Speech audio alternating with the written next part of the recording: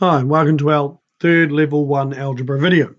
In this video, we continue to talk about how to simplify terms, and we continue focusing on algebraic powers. Right, here's some key ideas I hope you've come across before and remembered. When we have a power raised to a power, we can multiply the powers. For example, a to the power of 3 all to the power of 4 gives us a to the power of 12. 3 times 4 makes 12. This is because a to the power of 3 all raised to the power of 4 is 4 lots of a to the power of 3 being times together, and we have a to the power of 12 altogether. However, when we have a coefficient, which is the number inside a bracket out the front of an expression, and in the second example, the coefficient is that large 3, we must raise the coefficient to the power. So here we've got 3a cubed all to the power of 2, and the answer we get is 9a to the power of 6. That's because 3a cubed times 3a cubed, when we square something we times by itself, 3 times 3 makes 9, and a to the power of 3 times a to the power of 3 gives a to the power of 6. So we can multiply the small powers, 3 times 2 to get 6, but we must take the large 3 coefficient and raise it to the power of 2 to get 9. This is something a lot of students make silly mistakes with. So let's practice that a bit more.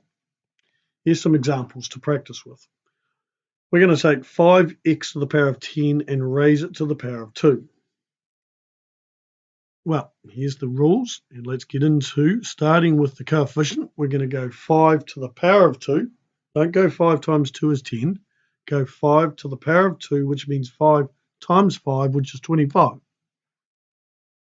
And now we can kind of cheat and go 10 times 2 makes x to the power of 20. All right, example 2. We've got negative 2 times x cubed times y all to the power of 5. So here's our key rules again. So let's start with the coefficient and go negative 2 to the power of 5. Again, don't go negative 2 times 5. Go negative 2 times negative 2 times negative 2 times negative 2 times negative 2, and you'll get an answer of negative 32.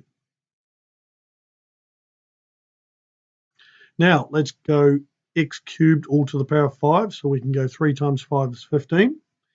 And look at this y by itself. Remember, that's y to the power of 1, so we can go 1 times 5, which gives us y to the power of 5 in our answer. All right, example 3. This one's a little trickier. It's a fraction inside the brackets, all raised to a power. So, all raised to the power of 4. So here's the key thing. This has all been raised to the power of 4. So let's talk about a little trick here you need to remember. If we have a fraction raised to a power, we're going to take the top part of the fraction and raise that to the power of 4. So we're going to get 2x cubed all to the power of 4. And then we're going to get the bottom part of the fraction, y squared, and raise that to the power of 4.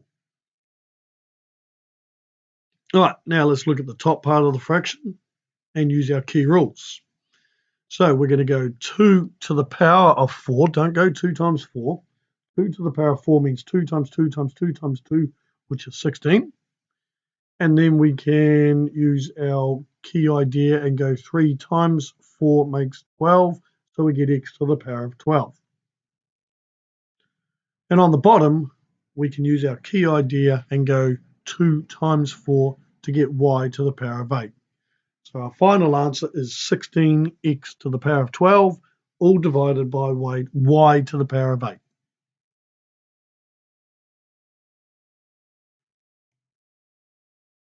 Great, thanks for watching.